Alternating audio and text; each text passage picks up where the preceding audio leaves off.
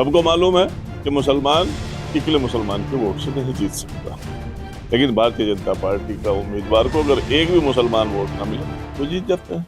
थाना भवन की सीट पर अशरफ अली जो रालोद के विधायक है वो आपके संपर्क में 4-5 एमएलए हमारे दोनों जिलों में, मुजफ्फरनगर शामली में आजाद समाज पार्टी के खाते में जाए। क्या आप लोगों की नज़र समाजवादी पार्टी के नेता, रालोद के नेता, कोई बड़े ऐसे चेहरे भी आजाद समाज पार्टी में आप लाने जा रहे हैं? 40-50 सीट इस बार ये 27 में आजाद समाज पार्टी जीत गई। 70 लड़ेंगे, 70 मेंबर बनेंगे, 70 मेंबर बनेंगे, उसके अगेंस्ट हजारों लोग पार्टी में शामिल होने के लिए तैयार हैं। पंचायत चुनाव पर आप अपने लेवल पे किस तरह की तैयारी कर रहे हैं? कुछ पार्टी तो ऐसी हैं जो 2014 के चुनाव के बाद बिल्कुल खामोश और एक तरफ हाशिए पे चली गई, और वो पार्टी अब फिर एक्टिव हो गई है। चंद्रशेखर जी का प्रभाव देखो कि जयंत चौधरी ने धोखा दिया है समाजवादी पार्टी के लिए, वो धोखेबाज है। ये भी चर्चा है सोशल मीडिया पर कि मुलायम सिंह यादव ने चौधरी अजीत सिंह को मुख्यमंत्री नहीं बनने दिया था। मैं मान सकता हूं कि पश्चिम में जो सीटों का बंटवारा होगा, आजाद समाज पार्टी जो सीटें देगी अपने प्रत्याशी, आपकी भी भूमिका होगी इसमें? अफसोस इस बात का है कि 13 के दंगई तो सेंटर में मिनिस्टर भी रह लिए, स्टेट में एमएलए भी रह लिए, और न जाने क्या क्या रह लिए, और जिसका कोई रोल ही नहीं है उसको सियासी उसमें नुकसान उठाया पड़ा इस मामले में। नमस्कार, स्वागत है आपका न्यूज 80 पर। मैं हूं आपके साथ राहुल राणा। यूपी विधानसभा 2027 चुनाव से पहले सियासी गर्मी उत्तर प्रदेश में देखी जा रही है।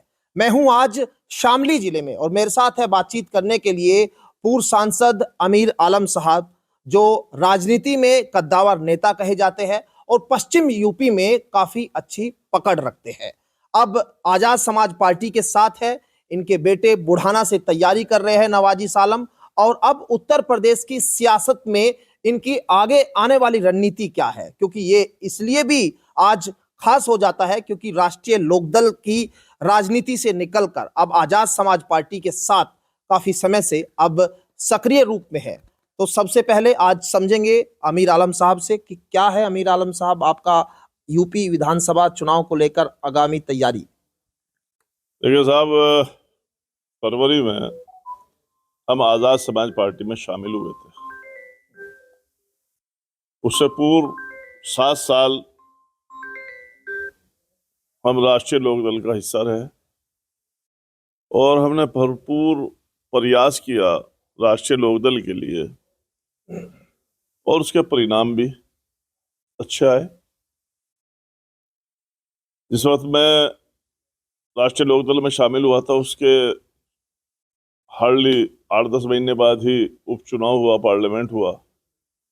यहाँ सभी समाज ने मिलकर राष्ट्रीय लोकदल को वोट दिया और तबस्सुम हसन कामयाब हुए। उसके बाद न जाने क्या मजबूरी रही होगी, क्या वजह रही होगी कि पार्टी ने हमें नज़रअंदाज किया, और पार्टी ने क्या नज़रअंदाज होने से जाहिर है आदमी को तकलीफ होती है, दुख होती है जब इज्जत और सम्मान ना मिले। तो हालात यहाँ तक आ गए कि हमें पार्टी से अलग होना पड़ा और हम आज़ाद पार्टी में शामिल हुए, मैं भी और मेरा बेटा नवाजिश आलम भी। उसमें शामिल होने के बाद हमने जिस दिन शामिल हुए थे यह बताया था कि भाई यहाँ भारतीय जनता पार्टी और आज़ाद समाज पार्टी का चुनाव होना है, और यकीनन मुझे ऐसा आज भी महसूस होता है कि यहाँ आज़ाद समाज पार्टी से भारतीय जनता पार्टी का चुनाव होगा, और यहाँ कई सीट आज़ाद समाज पार्टी जीतेगी। हमारे बेटे नवाजिश आलम, उनको भी हम आज़ाद समाज पार्टी से चुनाव लड़ाएंगे, और बुढ़ाना मैं समझता हूँ उनके लिए बेहतर सीट है जिस पे उनका काम भी है और काम कर भी रहे हैं। उम्मीद है कि वो सीट हमें आराम से कामयाबी की राह देगी। अभी आपका फोकस सिर्फ बुढ़ाना पे है, पश्चिम यूपी में क्या आप लोग देख रहे हैं, क्योंकि पश्चिम यूपी की कई सीटों पर तो आपकी अच्छी पकड़ है? देखिए साहब, मैं आज़ाद समाज पार्टी में जब से आया हूँ तब से लोगों की एक होड़ है, लोग आना चाहते हैं। अभी पहले विधानसभा से पहले जिला पंचायत के चुनाव आ रहे हैं, उसमें लोगों को ये एहसास है कि अगर आज़ाद समाज पार्टी का हम पे सिंबल होगा तो हमें कोई भी ताकत जिला पंचायत के मेंबरी से रोक नहीं सकती। तो मेंबर तो मेरे हार्डली दोनों जिलों में शायद 70 बनेंगे, 65-70, लेकिन हमारे आज़ाद समाज पार्टी में आने वालों की तादाद हजारों में है जो आज़ाद समाजवादी पार्टी से चुनाव लड़ना चाहते हैं। आप कह रहे हैं कि 65-70 आपके सदस्य बनेंगे, आपने मतलब ये आकलन कर लिया? नहीं, मैंने 70 नहीं कहा, मैंने कहा 70 लड़ेंगे, 70 मेंबर बनेंगे। अच्छा, हाँ, वही बता 70 मेंबर बनेंगे, उसके अगेंस्ट हजारों लोग पार्टी में शामिल होने के लिए तैयार हैं। अब पंचायत चुनाव पर आप अपने लेवल पे किस तरह की तैयारी कर रहे हैं, क्योंकि आप जब विधानसभा चुनाव क्या सेमीफाइनल पंचायत चुनाव को माना जा रहा है, क्योंकि ये चुनाव भी अहम है सेमीफाइनल के तौर पर। कोई भी चुनाव एक तो बेस वोट और एक अपना वोट, 2 वोट से चुनाव लड़ा जाता है। और मैं समझता हूँ कि बेस वोट और अपना वोट जब मिल जाएगा तो यहाँ हमारे दोनों जिलों में अक्सरियत जिला पंचायत के मेंबर जीतेंगे। पश्चिम यूपी में अब आप सपा के राजनीति को बारीकी से समझते हैं, आप लोग बीएसपी की भी राजनीति को बारीकी समझते हैं, रालोद में आप खुद रहे उसको भी आप अच्छे से समझते हैं, अब आप आजाद समाज पार्टी के साथ है, तो क्या आपको लगता है इस राजनीतिक क्षेत्र में आगामी जो स्थिति आपको नजर आती है वो क्या आपको दिखाई देती है, क्योंकि जेन्युइन चीजें आप अच्छे से जब बता पाएंगे? देखिए, कुछ पार्टी तो ऐसी हैं जो 2014 के चुनाव के बाद बिल्कुल खामोश और एक तरफ हाशिए पे चली गई थी, और वो पार्टी अब फिर एक्टिव हो गई है चंद्रशेखर जी का प्रभाव देखते हुए। बहरहाल मैं समझता हूँ कि चंद्रशेखर का प्रभाव, उनका प्रभाव जो है चंद्रशेखर जी का, वो कायम रहेगा, उसमें कोई असर नहीं पड़ेगा।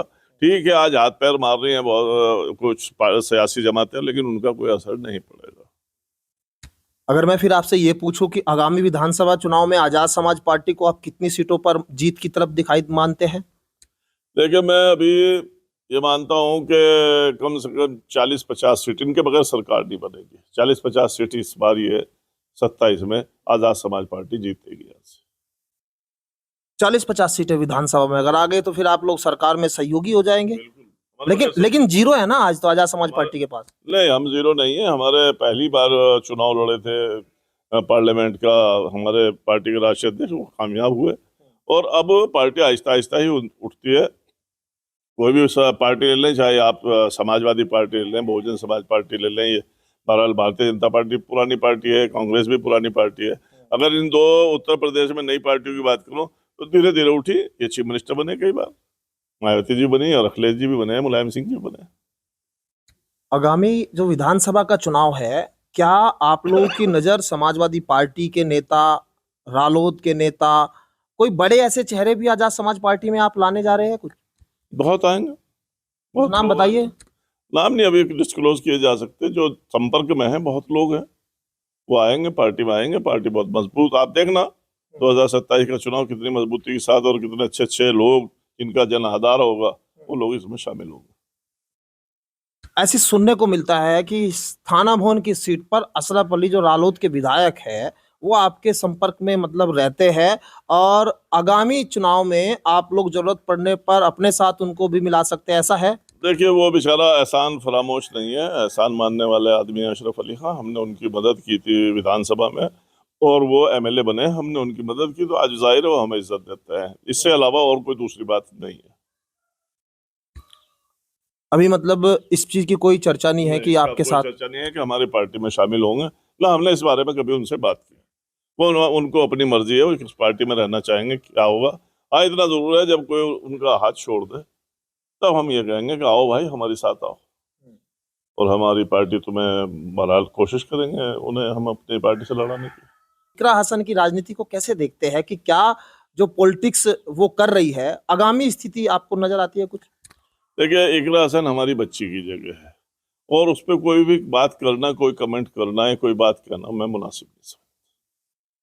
अब रालोद की मैं अगर बात आपसे करूं, रालोद में यहाँ पर जो है मुजफ्फरनगर, शामली, बागपत और बिजनौर, ये वो जिले हैं जहां इनके पास आज विधायक भी है, सांसद भी है।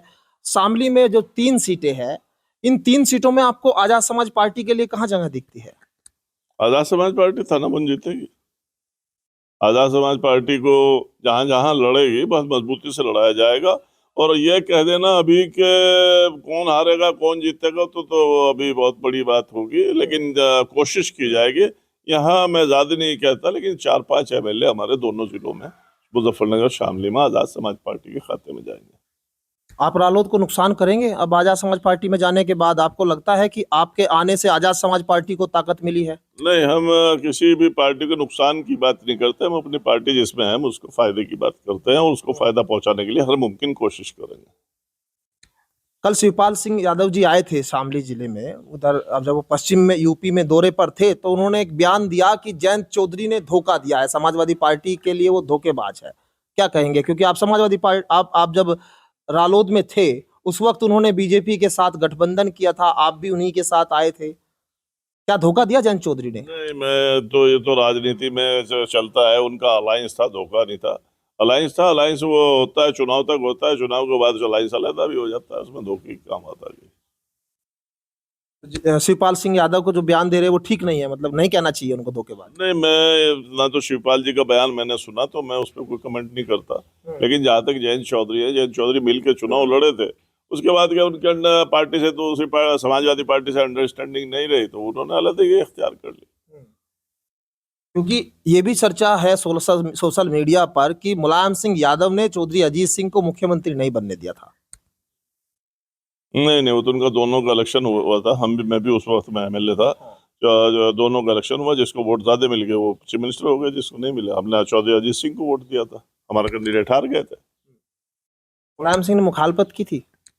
मुलायम सिंह तो लड़ रहे थे, मुखालफत नहीं, वो कैंडिडेट थे चौधरी अजीत सिंह के सामने। और उस वक्त में तो बड़े नेता जो हैं वो मुलायम सिंह जी के साथ खड़े हो गए थे, वहां धोखा हुआ था। वोटर में धोखा नहीं हुआ था, एमएलए ने धोखा नहीं दिया था, बल्कि बड़े नेताओं ने धोखा दे दिया चौधरी अजीत सिंह को। उनका नाम मत पूछिए, तो मेरा स्टेटस इतना नहीं है कि मैं किसी इतने बड़े लोगों के बारे में कुछ कहूँ।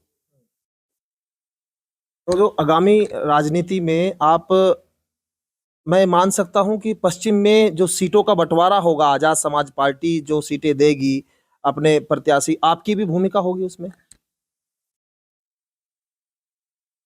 देखिए, बहरहाल राय है, राय तो मशवरा तो लेंगे, और राय मशवरा लेंगे तो मुनासिब मशवरा देंगे, और उन लोगों को चुनाव लड़ाएंगे जो चुनाव जीतते हैं। ऐसा नहीं है कि समाजवादी हो या कांग्रेस हो या बीजेपी हो, उन्हीं के पास अच्छे उम्मीदवार होंगे। अच्छे उम्मीदवार हमारे पास भी होंगे। अब बीएसपी भी सक्रिय हो गई, आपको लगता है आजाद समाज पार्टी कहीं वो काम जो करना चाहिए था, जो उनके जो वोट थे, वोट एससी वोटर, उसमें कहीं जो है वो अब पूरी तरह कामयाब नहीं हो पाएंगे? क्योंकि मायावती अब सक्रिय हो रही है और पिछले कुछ दिनों से देख रहे हैं कि कहीं ना कहीं आजाद समाज पार्टी को भी नेता जो है उनको भी चिंता होने लगी कि भाई मायावती अगर 2027 में आएगी तो उनके साथ दलित वोट कहाँ जाएगा? देखिए साहब, कोई भी सियासी जमात हो, वो नौजवानों से ही उठी है। हमेशा कोई भी आंदोलन नौजवानों से बनता है। आज नौजवान तबका, पिछड़े समाज का, दलित समाज का, मुस्लिम समाज का, वो असपा की साथ है, आजाद समाज पार्टी की साथ है। तो जब नौजवान तबका जिसके साथ खड़ा हो जाएगा, मैं मानता हूं तमाम दलित वर्ग, पिछड़ा वर्ग, अल्पसंख्यक उसके साथ खड़ा हो जाएगा। जीएसटी पे सरकार कह रही है कि एक बहुत बड़ा तोहफा हमने दे दिया, जीएसटी घटा दिए गए, 28 से 18% तक ला दी गई, गाड़ियां सस्ती हो गई, दूसरी चीजें सस्ती हो रही है, दूध दही जो रोजमर्रा की चीजें है वो। आपको लगता है जो बीजेपी का ये कार्ड, बीजेपी के जो ये लोगों को जो ये तोहफा एक तरह से जिस कह रहे हैं, वो आपके लिए कहीं नुकसानदायक? क्योंकि महंगाई का मुद्दा विपक्ष उठाता है, महंगाई तो घटेगी ना इससे। ये तो वो मिसाल हो गई कि मैं किसी को थाने में पकड़वा दूं और 4-6 घंटे बाद या अगले दिन उसे छुड़वा दूं तो मेरा एहसान टिक जाएगा। भाई आप ही तो जीएसटी बढ़ाने वाले, आप ही घटाने वाले, मेरे हाथ में तो है नहीं। मेरे हाथ में आप जीएसटी देते तो हो सके मैं खत्म ही कर दूं, हो सके दूसरी पार्टी या सरकार आए वो उसे जीएसटी को खत्म ही कर दे। आपने तो 28 से 18 किए, हो सके 18 से कोई 0 पिला दे। हो सकता है कल ऐसी पार्टी आ जाए जो 2 करोड़ लोगों को रोजगार दे सालाना। हो सकता है कोई ऐसी पार्टी आ जाए 15-15 लाख रुपए वाकई खाते में डलवा दे लोगों, गरीबों लोगों।